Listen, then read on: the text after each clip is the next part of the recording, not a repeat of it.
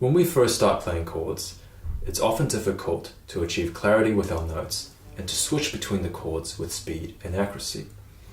Now, with the clarity of our chords, we have three things that we can do to check and make sure that we don't have any buzzing or any muting.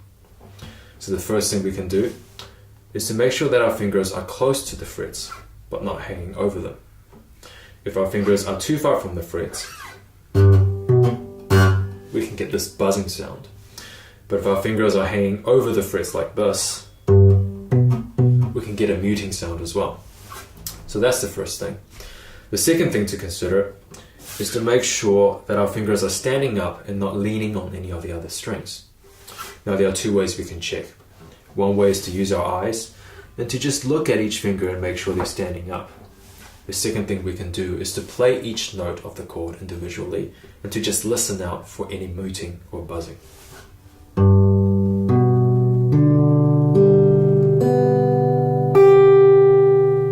Cool. So now the last thing that we can check is to make sure that we're applying the appropriate amount of pressure to the strings. Okay? So usually when we're playing chords, what we're using is our thumb and our fingers, and we're kind of gripping our hand. So if you find that you're too sore, you might be pressing down too hard. Remember that all you need to do is to lower the string enough so that it's touching the fret.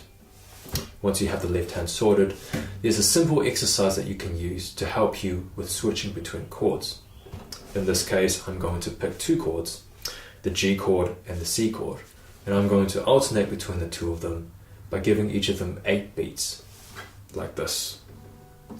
1, 2, 3, 4, 5, 6, 7, 8. 1, 2, 3, 4, 5, 6, 7, 8. 1.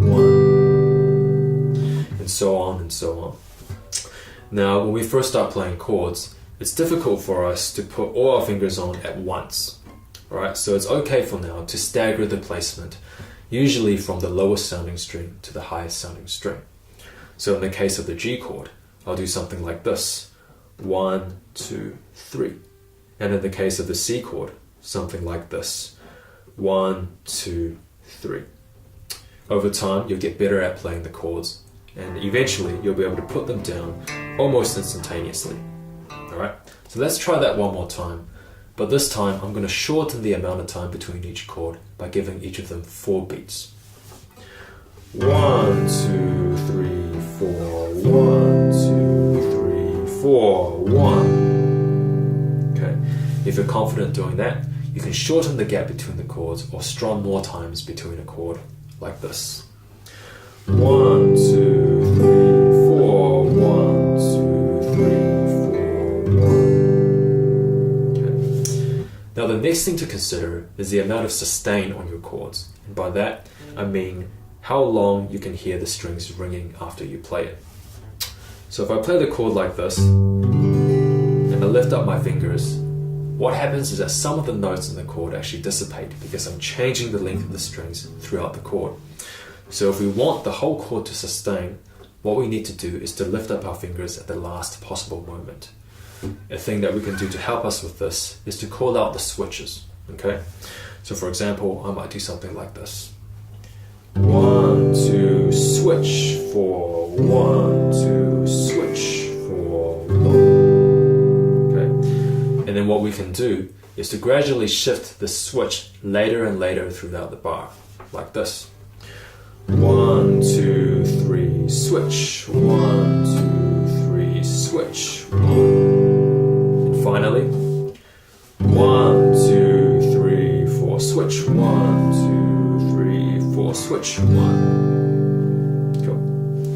Now there's one last thing that can help us with playing chords, and that is to consider the coordination between our left hand and our right hand. So a good way to think about it is to imagine that the fingers of your left hand are actors on a stage, and your right hand is pulling open the curtains to reveal the scene to an audience. So in this case, what I'm doing is I'm making sure that my fingers are standing in the right place before I reveal. Right? So obviously, eventually what will happen is that you'll be very good at playing chords and you won't have to think too much about these changes. But for now, it's good to make a mental note each time you change chords to make sure your left hand is ready.